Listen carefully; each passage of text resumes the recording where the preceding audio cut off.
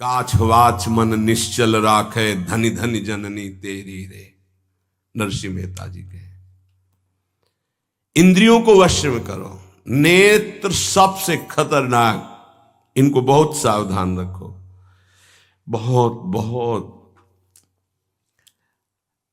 ये चंचलता, नेत्रों की चंचलता। भगवत चर्चा हो रही तो हो सकता है शब्द ना सुन पाओ, लेकिन विषय चर्चा हो रही है तो आप 10-5 हाथ दूर होगे तो भी श्रवणेंद्री पकड़ लेगी क्या बातें हो रही। निंदा, स्तुति, विषय चर्चा।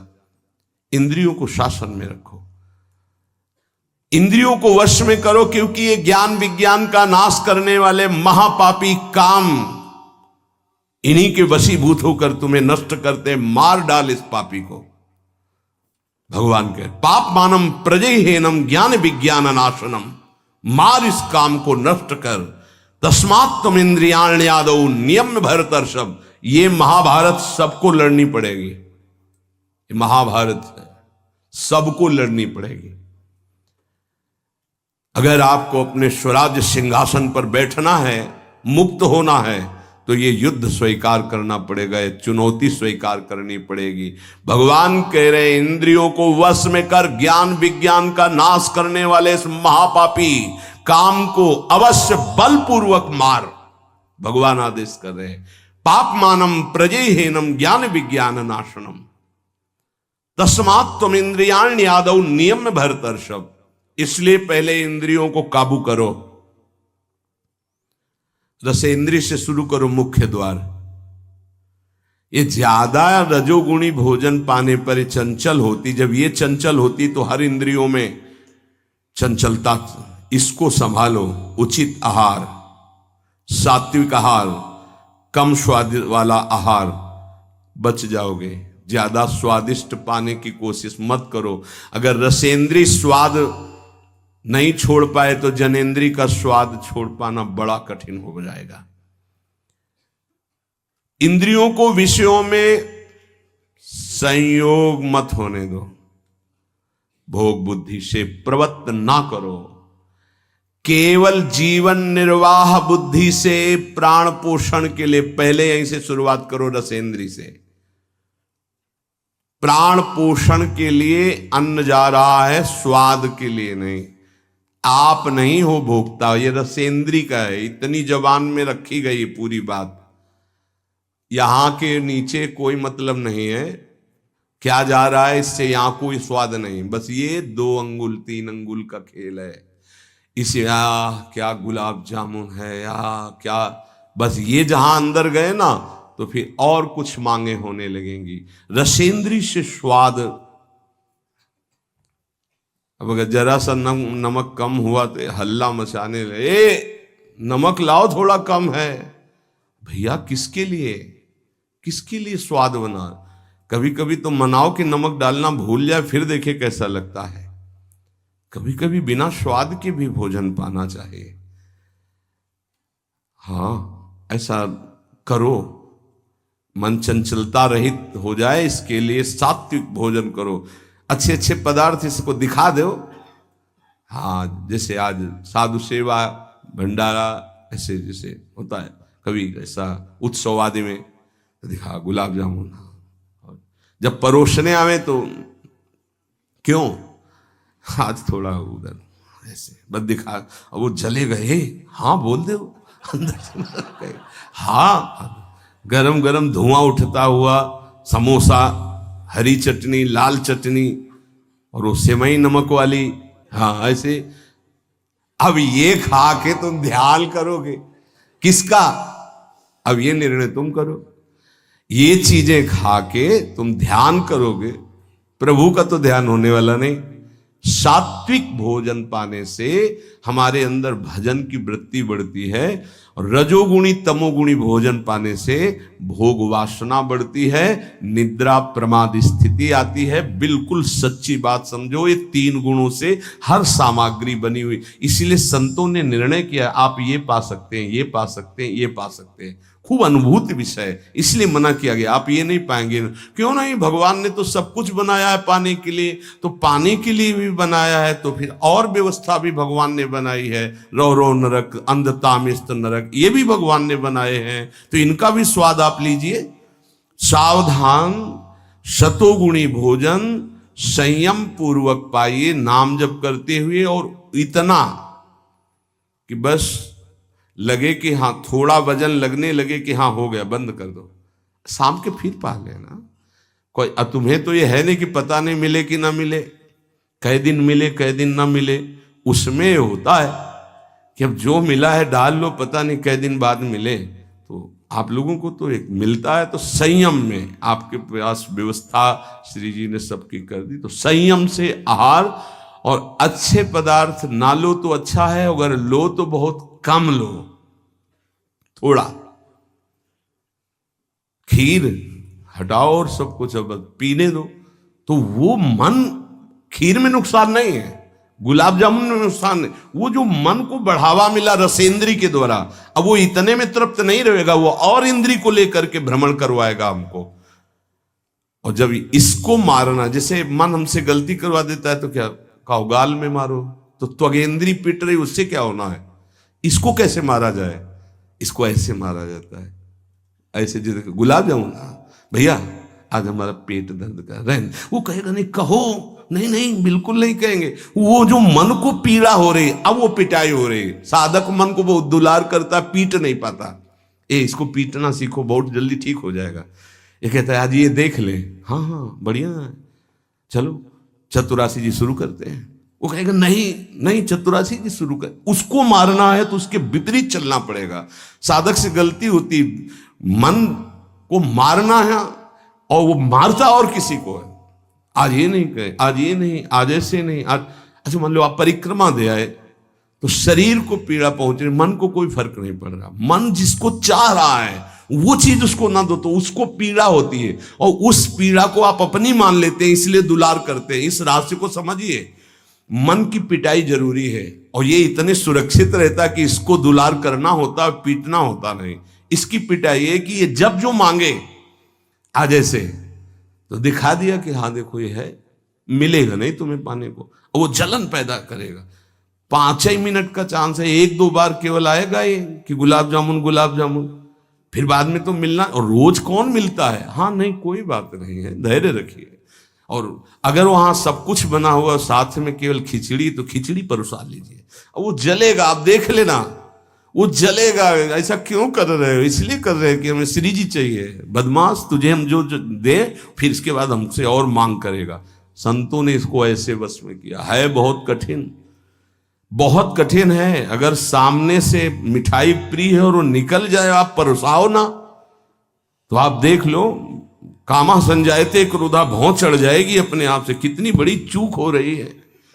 परम पद फीका लगेगा, गुलाब जामुन मीठा लगेगा, ये बहुत बेईमान है। आप इस बात से मतलब सावधान रहें कि इसकी चाल में ना फंसे, इसकी पिटाई जरूर करनी है। मन कहां से पीटा जाता है, इसकी मांग को ना कर दो, बस इसकी पिटाई शुरू हो गई। ये कह रहा है ये चाहिए, उसके विपरीत नहीं। अब वो जलेगा, जलेगा, पवित्र हो जाएगा। और उसने मांगा, वो आपने दे दिया, अब वो और मांग रख देगा, वो आपको परेशान कर। तस्मात् त्वमिन्द्रियाण्यादौ नियम्य भरतर्षभ। हे अर्जुन, ये राग पूर्वक जब किसी वस्तु को पाता है। अच्छा, और दूसरा उपाय, गुलाब जामुन पाना है, या 5 गुलाब जामुन देना, थोड़ा नमक ले आना और शांत। वो कहेगा नहीं नहीं, नमक गुलाब जामुन पाना, मिला लिया, अच्छे से नमक मिला लिया, गुलाब नहीं नहीं पाओ ना गुलाब जामुन। ये उसकी मार है, पर ऐसा साधक मारना नहीं चाहता। सब्जी साइड में करके एकदम दोना में अलग रस सहित जे भी ऐसे किया, पूरा फूटा मुंह में। तो अब वो मन का पोषण हो रहा है। हर वस्तु का ऐसे ही, हर विषय का सेवन ऐसे ही है। तो अब अपने लोग मन को तो समझ नहीं पा रहे, उसको पीट नहीं पा रहे, वो हमको फंसा के पीटता चला जा रहा है। बहुत पीटता है, देख लो, बहुत पीटता है। मन बहुत इसकी पिटाई चाहिए। कोई गुरु कृपा पात्र इसको पीटना शुरू करता है, यही उसकी पिटाई है कि इसके विपरीत चलो, जो मांग इसकी हो रही है उसके विपरीत चलो। जैसे बहुत बढ़िया स्वादिष्ट सब्जी बनी है, अब उस खीर भी परोसी गई, तो खीर और सब्जी दोनों को मिला दो, न सब्जी का स्वाद न खीर का स्वाद, 2 रोटी 3, वो जलेगा कि यार तुम कैसा क्यों कर रहे हो, बस तुम कर रहे हो ऐसा। तो रसेंद्री ठीक हुई तो सब ठीक हो जाएगा। शास्त्रों में वर्णन किया गया धैर्यवान वही है जो रसेंद्री और जनेंद्री को, बस 2 इंद्रियों की चर्चा हुई और तो सब अपने आप हो जाएंगी। और रसेंद्री प्रधान, रसेंद्री ना हुई तो फिर आगे जो राग पूर्वक भोग, कोई भी भोग किया जाए वो बिल्कुल द्रवित हृदय में छप जाता है, बार बार पीड़ा पहुंचाता है, ना चाहते हुए भी साधक का पतन कर देता है। यही है, ना चाहते हुए पाप कौन करवाता है। आहार का बहुत बड़ा फर्क पड़ता है। अगर हम आहार पर संयम कर लें तो निश्चित काम पर विजय प्राप्त की जा सकती है। अगर आहार पर संयम नहीं, उचित आहार से अब देखना खाते खाते मर जाते हैं, लेकिन खाने की इच्छा पूर्ति नहीं होती। यही चमत्कार माया का। 2 रोटी डाल लो फिर भजन देखो कैसा होता है, देख लो ना आप करके। नहीं, खट्टी डकार आ रही है यहां से, फिर भी शाम के बैठे हैं, आलू का पराठा और चटनी ये और वो, फिर जाके पचाने में पूरी ताकत। भजन कैसे करोगे? थोड़ा भोजन करो, खाते खाते मर गए यार। आज यहां का, कल वहां का, परसों यहां का, संसारी पुरुष इसी में लगे रहते हैं। सुनो, उतना डालो जितना प्राण पोषण के लिए। कभी ऐसा देखो कि पेट में वजन ना आने पावे। अगर आपको भजन बढ़ाना है तो पेट में वजन ना आने पावे। ऐसे जब बैठो और भोजन शुरू करो, जहां लगने लगे कि पेट में कुछ आ, वहीं बंद कर दो। और 1 दिन का अभ्यास, निर्णय करो कि 2 रोटी इतना इतना इतना हो, उतना ही। ये बार बार बांटना और बार बार पाना ये साधकों के लिए ठीक नहीं है। एक बार रखवा लो 4 रोटी से दाल सब्जी और बस खत्म। आपका घर है, आप श्री जी का प्रश्न, बस एक बार, और उसी को पाके अपना भजन करो। धिक्कार है जीवन को, खाते खाते अवस्थाएं बदल गई। बचपन से लेकर 50-60 वर्ष के वही खाने की इच्छा। कभी तो थोड़ा मन वही फंसाए है, मृत्यु आ जाएगी फिर भी खाने से तृप्ति नहीं होगी। एक बार इस रसेंद्री को काबू में किया जाए, भोजन पर सावधान, थोड़ा अल्पाहार, इतना जिससे हमारे प्राणों का पोषण हो जाए, सब ठीक हो जाएगा। आप देख लेना, अल्पाहार। अगर भोजन सुधार नहीं होगा तो फिर भजन में सुधार नहीं होगा। भोजन, बहुत प्राण शक्ति प्रबल है आपकी, ऐसे नहीं निकल जाएगी। बहुत प्राण शक्ति बलवान होती है। वायु, अन्न, जल उचित चला गया तो खूब साधना बनेगी। इसलिए कोई भी वस्तु राग पूर्वक सेवन न की जाए। ये ज्ञान मार्ग, भक्ति मार्ग, जो मार्ग के उपासक, उनको इस बात पर विशेष ध्यान रखना, चाहे गृहस्थ हो चाहे विरक्त हो। शास्त्र के अनुसार कर्तव्य कर्म होने चाहिए और राग रहित आहार विहार होना चाहिए। पूज्य श्री पंडित गया प्रसाद जी के शिष्य मास्टर बाबा, उनके पास जितने साधक रहते थे तो उनकी सब्जी में नमक नहीं, खीर में चीनी नहीं, ऐसे ही उल्टा सीधा बनता था। तो जानते हो कैसे साधक रहते थे? 2-4, जब दंडोती परिक्रमा लगा रहे थे तब वहां गए थे 2-4 साधक। जब शाम के मिला ना तो वहां कुछ पकड़ में नहीं था कि रोटी से सब्जी पाओ तो कुछ पकड़ में आवे, या दूध और चावल मिला के रखा गया तो कुछ पकड़ में, कुछ पकड़, न मीठा न खट्टा न नमकीन न कुछ। भगवत धाम को प्राप्त हो चुके हैं, बहुत अच्छे महात्मा थे पूज्य श्री मास्टर बाबा जी। ये बड़े बड़े महापुरुष ऐसी चाल क्यों चलते हैं? क्योंकि वो अपनी इंद्रियों को काबू में रखना साधकों को सिखाते हैं। काम को मारने के लिए सबसे पहले इंद्रियों का नियमन करने को श्री भगवान कह रहे हैं। तस्मात् त्वम इंद्रियाण यादव, नियम में भरतर्षभ, इनको पहले कंट्रोल में करो। कान से भगवत वार्ता, अच्छी वार्ता सुनो, नेत्रों से अगर कहीं एक बार कोई ऐसा दृश्य उपस्थित हो जाए प्रकृति में तो प्रणाम करके दोबारा नेत्र मत पहुंचाओ। जहां आकर्षण हो वहां बार बार नेत्र मत पहुंचाओ। वाणी से कभी अश्लील संभाषण, गंदी बातें मत करो। खान पान संभालो, इंद्रियों को संभालो, ठीक हो जाएगा। जब तक साधक इंद्रियों को संभालता नहीं तब तक उसकी दृष्टि भगवान की तरफ न रहकर भोगों की तरफ होगी। आज ये बनेगा, अच्छा, और पहले ही से संकल्प मन बना लिए इस में तो ये ज्यादा नहीं तो ऐसा है कि आप जो चाहो जितना ले सकते हो। हाँ हाँ, खुली छूट है। इंतजार हो रहा कब वो 11 बजे, कब 12 बजे, ये संकल्प विकल्प को मारना है। कभी कभी ऐसा कर लिया करो, ज्यादा मन तैयार हो गया ना कि आज तो उत्सव है, बहुत गोल कर दिया, आज उपवास करेंगे हम, तो सब मत करना नहीं तो गड़बड़ हो जाएगा। अलग अलग उत्सव में एक एक दो दो आज नहीं पाएंगे, आज भूखे रह करके रहे। फिर आप देखो जो आपको मन जलन पहुंचाएगा वही मन को अधीन करने के बिना इसके अधीन नहीं होने वाला, ये भी बात समझ लीजिए।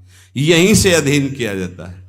जैसे अपने लोग अब सावन भर केवल गंगा जल पी कर रहेंगे, जो भगवान शिव की उपासना गंगा किनारे सावन खूब आराम से 2 4 5 दिन शिथिलता होती है, इसके बाद वो शरीर उसी ढांचे में ढलने लगता है। और गंगा जी में सब सामर्थ्य विराजमान है। सही, कभी हम अपने शरीर को शक्तिहीन अनुभव नहीं किया। गंगा जल में इतना पावर विराजमान है, ऐसे पदार्थ विराजमान है। उस समय जब गंगा जल ही केवल बहुत सामर्थ्य उसमें, कभी ऐसा नहीं लगा। जब गंगा जल पीते थे तो लगता साक्षात माँ का दूध पी रहे हैं। एक विशाल अंदर से उत्साह प्रकट होता था। 2 4 दिन के बाद शिथिलता खत्म हो जाती है और वो शरीर पचाने लगता है। जो अन्न की मांग करता है वो धीरे धीरे शांत होने लगता है। मनुष्य की प्रवृत्ति इंद्रियों की मांग को पूरी करने में है। आज तो घर में नहीं, आज चलते हैं होटल में खाएंगे, यहां के नहीं, गाड़ी में बैठे आज छठी करा वाले होटल, ये क्या है? आज वहां ये है क्या? अरे बोले जिंदगी का यही तो लाभ है। तो भैया ये जिंदगी का लाभ नहीं है, ये जिंदगी के लाभ को नष्ट करने वाली हानि है। शतोगुणी सात्विक भोजन बना के भगवान को अर्पित करके प्राणों का पोषण करो। वहां जा करके कौन किस भाव से बना रहा है, कैसी अपवित्रता या पवित्रता है, बहुत सावधान। सबसे पहले काम इंद्रियों को फंसाता है, जिससे उसमें विषय की कामना होती, फिर काम मन को अधीन करता है, फिर बुद्धि को अधीन करता है, और ये सब 1 सेकंड के कम हिस्से में हो जाएगा। एकदम फैल गया कि तुम्हें विचार करने का अवसर नहीं मिला। परंतु जो साधक इंद्रियों की कामनाओं में ही ब्रेक लगा दिया, भगवान कह रहे हैं वो भावपूर्वक कर्तव्य का चिंतन करता है। नहीं, ऐसे साधक को शीघ्र भगवत प्राप्ति हो जाती है। ध्यान दीजिए, सबसे पहले इंद्रियों में ही काम पैदा होता है और विषय आकर्षण करता है। और विषय जब कामना पैदा होती तो विषय कर्म करने की चेष्टा होती, कोई भी कामना किसी भी इंद्री की। और जो विषय कर्म में फंस जाता है उसका पतन हो जाता है। और जो उपासक इंद्रियों की चाह को, कामना को पूर्ण नहीं होने देता, वो उसको कर्तव्य का बोध होता रहता है। जो अपने कर्तव्य का बोध करता है, मेरा कर्तव्य क्या है, वो शीघ्र ही अपना उद्धार करने में समर्थ हो जाता है, भगवत प्राप्त हो जाता है। एनम ज्ञान विज्ञान नाशनम, ये ज्ञान विज्ञान का नाश करने वाला काम है। तुम्हारा कितना भी अनुभव ढक देगा, कितना भी बुद्धि आपकी प्रवीण हो, बड़े बड़े जवाब देने वालों को लाजवाब कर देता है। ऐसा है, काम ऐसा है कि बहुत जवाब देने वाले को जवाब रहित कर देता है। उसका उत्तर नहीं दे पाओगे जब काम तुम्हारे अंदर प्रश्न करेगा। विज्ञान अनुभव साधना का सब ढक देगा, ज्ञान विज्ञान दोनों को। तत्व ज्ञान का यहां बात नहीं है कि ज्ञानी का शब्द है शास्त्र ज्ञानी से, बोध संपन्न महापुरुष से नहीं, नहीं स्वात्मा रामम विषय मृग तृष्णाम भ्रमयति। यहां भक्त जो अभी साधन काल में है, प्रेमी भक्त के नहीं, दो को कोई परास्ती नहीं कर सकता। प्रेम लक्षणा भक्ति से युक्त महापुरुष और तत्वबोध महापुरुष, ये ज्ञानी शास्त्र ज्ञानी, और ये भक्त अभी साधन मार्ग का। कामना संपूर्ण पापों की जड़ है, पाप मानम ही प्रजय, इसलिए कामना उत्पन्न होते ही पाप क्रिया में रुचि हो जाती है। आगे चल करके वो इतना अंधा हो जाता है कि सतमार्ग छोड़ करके पाप कर्म में ही लग जाता है। बहुत बहुत डरावना विषय, बहुत भयावह विषय है। भगवान इसलिए काम को महापापी बता करके आज्ञा करते हैं कि साधक इसको अवश्य मार डाले। पाप मानम प्रजयहीनम ज्ञान विज्ञान नाशनम। तो जो आदेश कर रहे हैं वही सामर्थ्य देंगे, इसलिए इन्हीं की शरण में होके इनका नाम जप करो और इंद्रियों की चाह के विपरीत चलो तो मंगल हो जाएगा।